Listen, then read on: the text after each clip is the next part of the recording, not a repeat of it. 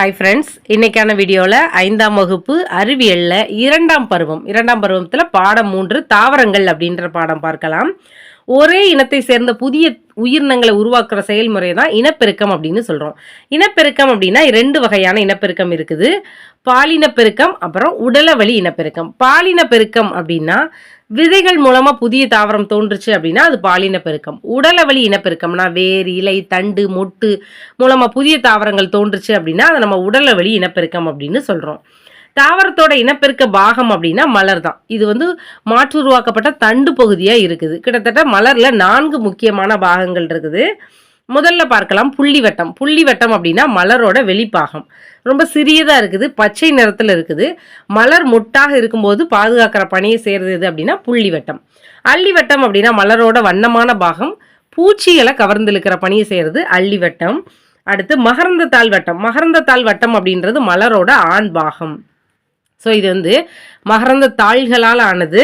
ஒவ்வொரு மகரந்த தாள்லையும் இலை போன்ற தண்டு பகுதியும் அதோட நுனியில் ஒரு சிறிய பை, அதாவது மகரந்த பை அதுக்குள்ளே இருக்குது. ஸோ அந்த மகரந்த கம்பியும் அது நுனியில் ஒரு பை, மகரந்த பையும் இருக்குது. இந்த மகரந்த பைக்குள்ளே என்ன இருக்குது அப்படின்னா மகரந்த துகள்கள் உருவாகுது. அடுத்து சூலக வட்டம். சூலக வட்டம்ன்றது மலரோட பெண் பாகம். அதில் 3 பாகங்கள் இருக்குது. இந்த சூலக வட்டத்தில் என்னெல்லாம் அப்படின்னா சூலகம், சூழ்தண்டு, சூழ்முடி இன்னும் 3 இருக்குது. இந்த சூலகம் அப்படின்றது அதுக்குள்ளே என்ன இருக்குன்னா சூழ்களை கொண்டுள்ளது. மகரந்த தாழ்வட்டம் அல்லது சூலக வட்டம், இந்த 2ல் ஏதாவது ஒன்று இருக்குது. ஏதாவது ஒன்று மட்டும் கொண்டுள்ள மலரை ஒரு பால் மலர்னு சொல்கிறோம். மலர்கள் 2 வகையாக பிரிக்கிறோம். ஒரு பால் மலர்கள், இருபால் மலர்கள் அப்படின்னு. ஒரு பால் மலர்னா மகரந்த தாழ்வட்டம் இருக்கும் அல்லது சூலக வட்டம் இருக்கும். ஏதாவது ஒன்று மட்டும் இருந்துச்சு அப்படின்னா அது ஒரு பால் மலர்கள். உதாரணம் சொல்லணும் அப்படின்னா மக்காச்சோளம், பப்பாளி, வெள்ளரி இதெல்லாம் சொல்லலாம். மகரந்த தாழ்வட்டம் அல்லது சூலக வட்டம் அப்படின்னா 2ஐயுமே கொண்டுள்ள மலர்களை இருபால் மலர்கள் அப்படின்னு சொல்கிறோம். அதாவது ஆண் இனப்பெருக்க உறுப்பு இருக்குது, பெண் இனப்பெருக்க உறுப்பு இருந்துச்சுன்னா அது இருபால் மலர்கள். ரோஜா, செம்பருத்தி இதெல்லாம் சொல்லலாம். தேனீக்கள் அப்புறம் வண்ணத்து பூச்சிகள் மூலமாக மகரந்த சேர்க்கை ஒரு மலர்கள் எப்படி இருக்கும்னா நறுமணமுடையதாகவும் இருக்கும், பெரிய இதழ்களுடைய பூக்கள் இருக்கிறதாகவும் இருக்கும். உதாரணம் என்னெல்லாம் சொல்லலாம்? பூசணிக்காய், சூரியகாந்தி இதெல்லாமே. தேனீக்கள் வண்ணத்தி பூச்சி மூலமாக மகரந்த சேர்க்கை ஒரு நறுமணமுடைய மலர்கள் எதுனா பூசணிக்காய், சூரியகாந்தி. அந்திப்பூச்சி, வவ்வால்களால் மகரந்த சேர்க்கை மலர்கள் கிட்டத்தட்ட இரவு வேளையில் நறுமணம் வீசக்கூடிய மலர்களாக தான் இருக்கும். இந்த மலர்கள் அந்திப்பூச்சி, வவ்வால்களால் தான் மகரந்த சேர்க்கை வரும். இதோட இதழ்கள் எப்படி இருக்கும்னா வண்ணமயமாக இருக்கும். என்னது அப்படின்னா மா, வாழை, கொய்யா, மல்லிகை இதெல்லாம் அந்திப்பூச்சி, வவ்வால்களால் மகரந்த சேர்க்கை வரக்கூடிய தாவரங்கள். சரி, அடுத்து நம்ம பார்க்கலாம் மலரின் வண்ணங்கள், அதோட நிறமிகளோட பெயர்கள். இப்போ மலர் சிவப்பு கலர், இளஞ்சிவப்பு நிறம், நீலம், கருங்கூதா இது மாதிரி இருந்துச்சுன்னா நிறமி என்ன நிறமி இருக்குன்னா ஆந்தோசைனின் நிறமி இருக்குது. மஞ்சள், ஆரஞ்சு கலரில் இருந்துச்சுன்னா கரோட்டினாய்டு இருக்குது. பச்சை கலரில் இருந்துச்சுன்னா நிறமி என்ன நிறமி இருக்குன்னா பச்சையும் இருக்குது. குறிஞ்சி அல்லது நீலக்குறிஞ்சி அப்படின்னா அதோட பேர் என்ன சொல்கிறாங்கன்னா ஸ்ட்ரோஃபிலந்தஸ் குந்தியானா அப்படின்றத சொல்கிறாங்க. தென்னிந்தியாவோட மேற்கு தொடர்ச்சி மலையில் உள்ள சோலா காடுகளில் தான் இது அதிகமாக இருக்குது. இது ஒரு வகையான புதர் செடின்னு சொல்லலாம். இது ஊதா நிற மலர்கள்ல இருந்து தான் நீலகிரி மலை அப்படின்லாம் பேர் வந்துச்சு, இதோட கலர் வச்சு அப்படின்னு சொல்கிறாங்க. மகரந்த துகளானது மகரந்த பையிலிருந்து சூழ்முடியை சென்றடைகிறது தான் மகரந்த சேர்க்கை. பழங்கள் மற்றும் விதைகள் உருவாவதற்கான முதல் நிகழ்வே இந்த மகரந்த சேர்க்கை தான். மகரந்த சேர்க்கை அடுத்து தான் என்ன நடக்குதுன்னா கருவுறுதல் நடக்குது. அதாவது மகரந்த துகள் மகரந்த பையிலிருந்து சூழ்முடியை சென்றடைகிறது தான் மகரந்த சேர்க்கை. இந்த மகரந்த சேர்க்கைக்கு அடுத்து நடைபெறுவது கருவுறுதல் நடைபெறுது.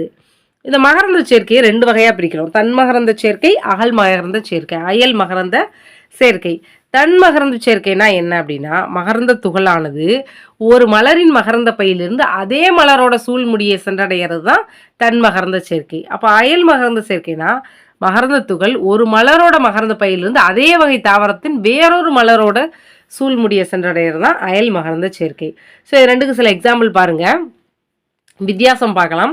இந்த தன்மகரந்த சேர்க்கையில் விதைகள் வீரியமற்ற தாவரங்களை உருவாக்கும். ஆனால் அயல் மகரந்த சேர்க்கையில் தரமான தாவரங்களை உருவாக்கும்.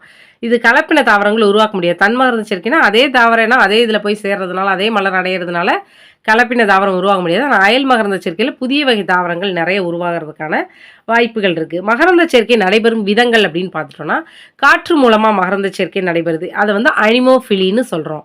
மலர்கள் இந்த மாதிரி காற்று மூலமாக மகரந்த சேர்க்கை நடக்கக்கூடிய மலர்கள் அளவில் சிறியதாக இருக்குது. நிறம், வாசனை அதெல்லாம் தேன் இதெல்லாமே இருக்காது. அதில் மகரந்த துகள்கள் ஒட்டும் தன்மையற்ற காய்ந்த லேசான தூள் போன்று காணப்படுமா. காற்றில் எடுத்து செல்றதுக்கு ஈஸியாக இருக்கிற மாதிரி இருக்கும். எக்ஸாம்பிள் புல், சோளம், பைன் இது எல்லாத்தையுமே என்ன செய்யலாம் உதாரணத்துக்கு. அடுத்து பாருங்க, நீர் மூலம் மகரந்த சேர்க்கை அப்படின்னா, நீர் மூலம் மகரந்த சேர்க்கைனா ஹைட்ரோஃபிலின்னு சொல்றோம். நீர் தாவரங்களோட மலர்கள்ல மகரந்த தேன் வந்து கண்டிப்பா காணப்படாதான். நீர் தாவரங்களோட மலர்கள்ல மகரந்த தேன் வந்து இருக்காது. ஸோ இதோட மகரந்த துகள் வந்து ஈரமடையாத வகையில ஒரு வகை பிசினாலையும் என்ன செஞ்சிருக்குன்னா மூடப்பட்டிருக்கு. எக்ஸாம்பிள் சொல்றோம்னா ஹைட்ரில்லா, சோஸ்டேரியா, வாலிஸ்னேரியா இதெல்லாம் வந்து நீர் மூலம் மகரந்த சேர்க்கை நடக்கக்கூடிய தாவரங்களுக்கு உதாரணம். பூச்சிகள் மூலம் மகரந்த சேர்க்கைனா எண்டமோஃபிலி அப்படின்னு சொல்கிறோம். இதோட மலர்கள் கிட்டத்தட்ட அளவில் பெரியதாக இருக்குது. பூச்சிகள் மூலம் நடக்கிறதுனால இனிய நறுமணம் உடையதாக இருக்குது. உதாரணம் சொன்னால் பூச்சி, வண்ணத்து பூச்சி, தேனீக்கெல்லாம் கவருது. எக்ஸாம்பிள் சூரியகாந்தி, வெண்டை, கத்தரி, பூசணி.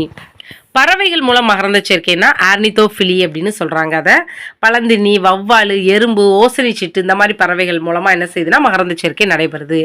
அடுத்து பாருங்க, மகரந்தங்களில் உருவாகும் ஆணின செல்லும் மகரந்த துகளில் உருவாகும் ஆணின செல்லும் சூழில் உருவாகும் பெண்ணின செல்லும் இணையறது தான் கருவூர்தல்னு சொல்கிறோம்.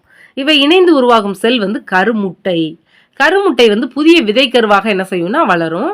கருவுறுதலுக்கு பின்னாடி சூழ்பை என்னவா மாறும்னா கனியாக மாறுது. சூழிலிருந்து விதைகள் வந்து உருவாகுது. விதையானது எதால மூடப்பட்டிருக்குன்னா விதை உரையால மூடப்பட்ட விதை கருவை கொண்டுள்ளது. மூடிய விதை தாவரங்களின் விதைகளில் காணப்படும் விதை இலையின் எண்ணிக்கை அடிப்படையில் 2 வகையாக பிரிக்கிறோம். அதாவது மூடிய விதை தாவரங்களோட விதைகளில் காணப்படும் விதை இலையோட எண்ணிக்கை அடிப்படையில் 2 என்னெல்லாம், 2 வித்திலை தாவரங்கள், 1 வித்திலை தாவரங்கள். 2 வித்திலைகளை உடைய தாவரங்களை தான் 2 வித்திலை தாவரம்னு சொல்கிறோம். ஒரே ஒரு வித்திலை கொண்ட தாவரங்களை விதைகளை 1 வித்திலை தாவரம்னு சொல்கிறோம். இதோட பாருங்க, இது வந்து வலைப்பின்னல் நரம்பு அமைவாக இருக்குது. இது இணைப்போக்கு நரம்பு அமைவாக இருக்குது. 2 வித்திலை தாவரங்கள் ஆணிவேர் தொகுப்பும் 1 வித்திலை தாவரங்களில் சல்லிவேர் தொகுப்பு இருக்குது. ஒரு 2 வித்திலைக்கு உதாரணம் பட்டாணி, பீன், சாமணக்கு. 1 வித்திலைக்கு எக்ஸாம்பிள் சொல்கிறோன்னா சோளம், நெல், கோதுமை இதெல்லாம் சொல்லலாம். அடுத்து விதை பரவும் வகைகள். விதைகள் எப்படி பரவுதுன்னு பார்க்கலாம். முதல்ல காற்றின் மூலமாக எப்படி விதை பரவுது அப்படிங்கிறத அனிமோகோரி அப்படின்னு சொல்கிறோம். சிறிய லேசான நுண்ணிய விதைகள் தான் காற்றில் நீண்ட தூரம் பறந்து செல்லும். ஸோ சில விதைகளுக்கு வந்து மூடி போன்ற அமைப்பும் எளிதாக பறப்பதற்கேற்ற மெல்லிய தூவிகள் மாதிரி இருக்கிற இறக்கையும் காணப்படும். பருத்தி விதை, முருங்கை இதெல்லாமே சொல்லலாம், ரொம்ப லேசாக இருக்கும். நீர் மூலம் அப்படின்னா ஹைட்ரோகோரி. கனிகள் மிதந்து செல்ல ஏற்ற வெளியுறை இருக்கும். உதாரணம் சொல்லலாம், தேங்காய் அடுக்கோட இடையடுக்கு நார்கள்லாம் எப்படி இருக்கும்னா ரொம்ப மெல்லிசா எளிதில் நீர்ந்து செல்ற மாதிரி இருக்கும். தாமரை, தேங்காய் இதெல்லாம் நீர் மூலம் பரவுறதுக்கு உதாரணம். விலங்கு மூலம் விதை பரவுதல்னா ஜீகோரி அப்படின்னு சொல்கிறோம். சில கனிகளில் முள், குக்கி, தூரிகை, விரைப்பான முடி போன்ற அமைப்பெல்லாம் காணப்படும். இது வந்து இது வந்து எதுக்கு பயன்படும்னா விலங்குகளோட முடி, தோல்லெல்லாம் இது மாட்டிக்கிறது. ஜாந்தியம், நாயுருவி அப்படின்ற செடியோட இந்த முள், கொக்கி, தூரிகை இது மாதிரி பாகங்கள் வந்து அதாவது விலங்குகளோட முடியில மாட்டிக்கிறோம். இது மூலமாக ஒரு இடத்துல இருந்து மற்றொரு இடத்துக்கு வந்து இடம்பெயருது. சுய வழியில் விதை பரவுதல்னா ஆட்டோகோரி அப்படின்னு சொல்கிறோம். சில கனிகள் வெடித்தல் மூலமாக தங்களோட விதைகளை காற்றில் பரப்புது. வெண்டைக்காய், காசி தும்பை அதாவது பால்சம் செடியெல்லாம் தன்னால் வெடிக்கிறது மூலமாக என்ன செய்யுதுன்னா ஒரு இடத்துல இருந்து இன்னொரு இடத்துக்கு பரவுது. பறவைகள் மூலமாக பரவுது அப்படின்னா ஆர்னித்தோகோரி. கனிகளை சாப்பிட்டு விட்டு அதோட கழிவுகளாக வெளியேற்றுது. இதோட செரிமான அமிலத்தில் பாதிக்கப்படாதவாறு அதோட விதை உரைகள் வந்து என்ன செய்யுதுன்னா அதாவது பாதுகாக்குது அப்படின்னு சொல்கிறாங்க. ஸோ பறவைகள் சாப்பிட்ற விதைகள் மூலமாக அதாவது கனிகள் மூலமாக கழிவுலாம் வெளியேற்றுது. அதோட விதைகள் பாதிக்கப்படாத அளவுக்கு விதை உரைகள் வந்து அதை பாதுகாக்குது. தக்காளி, கொய்யா இதெல்லாம் சொல்லலாம். சில விதைகள் மற்றும் கனிகள் மனிதர்கள் மூலமாக பரவுது. இதெல்லாம் பாருங்கள், ஜின்கோனா, ரப்பர், யூக்லிப்டஸ். ஸோ இதெல்லாம் ஒரு இடங்கள்லேருந்து இன்னொரு இடங்களுக்கு மனிதர் மூலமாக என்ன செய்யுதுன்னா பரவுது. விதையானது ஒரு கருவுற்ற சூழ் அப்படின்னு சொல்லலாம். பாறை, காற்று, மழை மற்றும் தட்பவெப்பநிலை ஆகியவற்றோட செயல்பாட்டினால தான் பாறை உடைக்கப்படும் போது மண் வந்து உருவாகுது. அடுத்து பாறை துகள்கள் மற்றும் அதாவது கரிம மட்கோட கலவே தான் மண் அப்படின்னு சொல்கிறோம். மணல் அப்படின்னா எப்படியோ நமக்கு என்ன தெரியும், அது வந்து இடைவெளி அதிகமாக இருக்கும், காற்றோட்டம் உள்ளதாகவும் இருக்கும். களிமண் அப்படின்னா மென்மையான துகள் இருக்கும், ரொம்ப நெருக்கமாக அமைஞ்சிருக்கும், அதிக நீரை தன்னோட தக்க வச்சுக்கொள்ளும். காற்று வந்து குறைந்த அளவு தான் அந்த இதுக்குள்ளே என்ன செய்யும்னா மணலுக்குள்ளே செல்லும். நெல் வந்து இந்த இடத்துல நன்கு வளரும் களிமண்ணில். பசலை மண் அப்படின்னா துகள்கள் சம அளவு இருக்கும், பெருசாகவும் இல்லாமல் சிறியதாக இல்லாமலும் நடுத்தரமாக இருக்கும், நன்கு தாவரங்கள் வளரும். அடுத்து மணல், கரிசல் மண், வண்டல் மண் எல்லாம் சேர்ந்த இதுதான் நம்ம சொல்கிறோம் பசலை மண்ணு சொல்லுவோம். நீர் தக்க வைக்கும் திறனும் இதுக்கு அதிகமாக இருக்கும். வண்டல் மண் எங்கே இருக்குன்னா ஆற்று படுகைகளில் காணப்படும். கோதுமை, பயிறு, நெற்பயிர் ஆகியவை நன்கு வளர ஏற்ற மண் வந்து களிமண்ணும் பசலை மண்ணும் தான். விவசாயிகளோட நண்பன் அப்படின்னு சொல்கிறோன்னா யார்? மண்புழு, தேனீக்கள், தட்டான். தட்டானை பற்றி சொல்லணும் அப்படின்னா தட்டான் வந்து தீங்கு விளைவிக்கும் கொசுக்களோட முட்டை, லார்வாக்கள் எல்லாம் அழித்து நம்முடைய நோய் வராதபடி காக்குமா. அப்புறம் அயல் மகரந்த சேர்க்கைக்கும் தட்டான் வந்து உதவுறதுனால விவசாயிகளோட நண்பன் அப்படின்னு சொல்கிறோம். மண்புழு வந்து மண்ணிற்குள் செல்லும் காற்று அப்புறம் நீரெல்லாம் அதிகப்படுத்த மண்புழுக்கள் வந்து உதவுது. மக்கும் கழிவுப் பொருட்கள் என்ன செய்யுது, இலை தலைகள் எல்லாம் மண்புழு என்ன செய்யுதுன்னா உரமாக மாற்றுது. இந்த நிகழ்வை வந்து மண்புழு உரமாக்கல் அப்படின்னு சொல்லலாம். அடுத்து தேனீக்கள், அது வந்து அயல் மகரந்த சேர்க்கைக்கு உதவுது. வண்ணம் மற்றும் நறுமணத்தால் ஈர்க்கப்படுது. மலரில் உள்ள மதுரசம் தேனீகளுக்கு தேவையான ஒரே புரதம் மூலமா இருக்குது. தேனீக்கள் மெழுகு உற்பத்தி செய்து, இதனால் நம்ம மெழுகுவர்த்தி தயாரிக்கிறதுக்கெல்லாம் இது என்ன செய்யுதுன்னா பயன்படுது அப்படின்னு சொல்லலாம். இதுதான் தாவரங்கள் பாடத்தில் இருக்கக்கூடிய நோட்ஸ். கொஞ்சம் லெசன் பிக்காக தான் இருக்குது. ஸோ எந்த பாயிண்ட்டும் நமக்கு மிஸ் ஆகலை. இந்த ஒரு வீடியோ போதும் இந்த லெசன்ஸை நீங்கள் கிளியராகவும் டெப்த்தாகவும் படிக்கிறதுக்கு.